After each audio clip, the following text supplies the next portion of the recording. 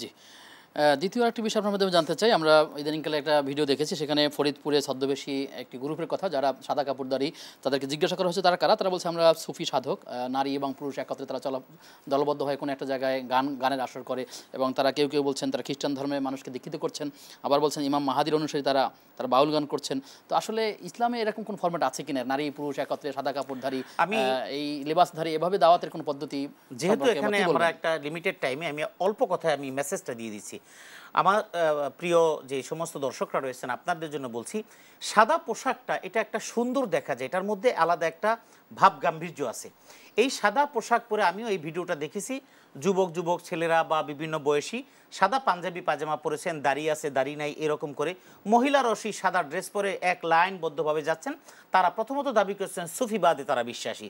যদি আমি সুফিবাদ অর্থাৎ এটা ধর্মীয় দৃষ্টিকোণ থেকে সুফিবাদকে যদি আমরা এটাকে বিশ্বাস করি, তাহলে নারী পুরুষ এইভাবে একত্রিত হয়ে চলাফেরা করা, রাত্রি যাপন করা, কোথাও যাওয়া এবং বেপরদাভাবে চলাফেরা করা সম্পূর্ণ হারাম এবং নাজায়েজ। দ্বিতীয় কথা, যদি বলে ইমাম মাহাদির অনুসারী, এটা প্রশ্নের সম্পূর্ণ গাজাখুরি। রাসূল করিম সাল্লাল্লাহু আলাইহি ওয়াসাল্লাম হাদিসের মধ্যে অনেক ভবিষ্যৎবাণী করেছেন, সেই ভবিষ্যৎবাণীর অংশ হিসেবে এই দাবি করাটা সম্পূর্ণ মিথ্যাবাদী এবং মিথ্যাচারের অংশ। ৩ নম্বর কথা হলো যে এটা যেটার ব্যাপারে বলা হচ্ছে খ্রিস্ট ধর্মে অনুপ্রাণিত করার জন্য, এটার মধ্যে সম্ভাবনা সবচেয়ে বেশি। ওরা এই পোশাকের লেভেলে, এই পোশাকের আড়ালে একটা বিশাল চক্রান্ত এই বাংলাদেশকে কেন্দ্র করে চলছে।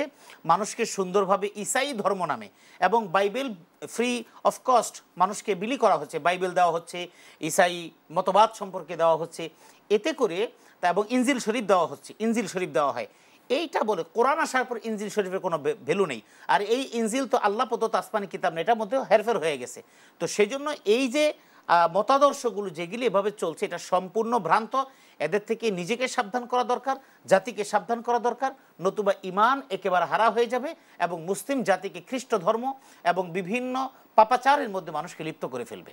জি, আশা করছি আমাদের ভাইরা সচেতন হবেন ইনশাআল্লাহ তাআলা। শাইখ, আপনি আমাদেরকে জানাবেন যে অনেক মানুষ দেখি যে আমরা জানি আল্লাহ তাআলাকে সিজদা করতে হয়, এই কপাল আল্লাহর জন্যই, কিন্তু মানুষ হয়ে মানুষকে সিজদা করে নিচ্ছে, তাদের দলিল হচ্ছে তাজিমের সিজদা নেওয়া জায়েজ আছে। তো আপনি কি বলবেন আসলে সিজদার ব্যবসায় আল্লাহকে? তাজিমের সিজদার ব্যাপারে অল্প কথায়, মানে যেহেতু সময় স্বল্পতা আমাদের আছে, তাজিমের সিজদার ব্যাপারে শুধুমাত্র আদম আলাইহিস সালামের ব্যাপারে আল্লাহর পক্ষ থেকে নির্ধারিত নির্দেশিত ছিল বিধায়, এরপরে আর তাজিমের সিজদা নাই। সে ব্যাপারে ইমাম হাফিজ ইবনে কাসির রাহিমাহুল্লাহ তাআলা তিনি উল্লেখ করেছেন এবং আল বিদায়া ওয়ান নিহায়াতে বিস্তারিত বিবরণ। সেই জায়গায় একটি কথা, রাসূল সাল্লাল্লাহু আলাইহি সাল্লামের এক সাহাবীর একটি উটের যে বাথান, অর্থাৎ যেখানে উট লালন পালন করত, একটা উট, এই উটটা হঠাৎ খুব বেশি মেজাজি হয়ে গেল। এটার কারণ হলো তাদের স্বাভাবিক যে জৈবিক চাহিদা কামনা এই সব কিছু মিলিয়ে উটটা মারাত্মক মেজাজি হয়ে গেল। এটা দীর্ঘ ইতিহাস আছে। তো মেজাজি হয়ে যাওয়ার কারণে ওই সাহাবী উটের কাছে যেহেতু তিনি সাহস পাচ্ছিলেন না, তো সাহস না পাওয়ার কারণে আবার উট যদি ক্ষিপ্র হয়ে যায় তাহলে যে কোনো মানুষকে মেরে ফেলবে বা উটের কাছে যাওয়া যায় না। এইটা রাসূলুল্লাহ সাল্লাল্লাহু আলাইহি ওয়াসাল্লামের কাছে যখন এই ব্যাপারে অভিযোগ আসলো, রাসূলুল্লাহ সাল্লাল্লাহু আলাইহি ওয়াসাল্লাম আরও কয়েকজন সাহাবী নিয়ে বলেন, চলো আমাকে নিয়ে যাও ওখানে।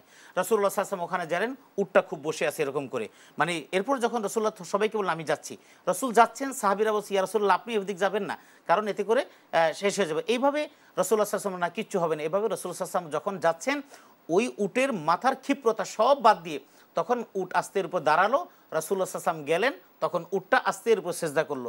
সাহাবায়ে কেরাম তখন বললেন আমরা কি তাহলে সেজদা করতে পারি না, একটা প্রাণী যদি করতে পারে? আল্লাহ রাসূল বললেন যে আমি যদি আদেশ করতাম পৃথিবীতে কোনো মানুষকে যদি সেজদা করতে পারে, তাজিমই হোক যে কোনোভাবে, তাহলে আমি পৃথিবীতে সমস্ত নারীদেরকে বলতাম তাদের স্বামীদেরকে সেজদা করার জন্য। সুতরাং কোনো মানুষকে কোনো মানুষ সেজদা কখনোই করতে পারে না, সেটা যেই নামেই হোক না কেন, এটাই হলো চূড়ান্ত সিদ্ধান্ত। সুতরাং তাজিমে সেজদা নামে যেটা দেওয়া হয় এটা সম্পূর্ণ শিরক। এটা যারা করবে তারা ঈমান থাকবে না, যারা বিশ্বাস করবে তাদের ঈমান থাকবে না। এই আমলগুলো সম্পূর্ণ ইবলিসি আমল, এটা থেকে আমাদের বেঁচে থাকা একান্ত দরকার। জীবিত বা মৃত কোনো কাউকে সিজদা করা যাবে না, আল্লাহ ছাড়া। যাবে না। জি।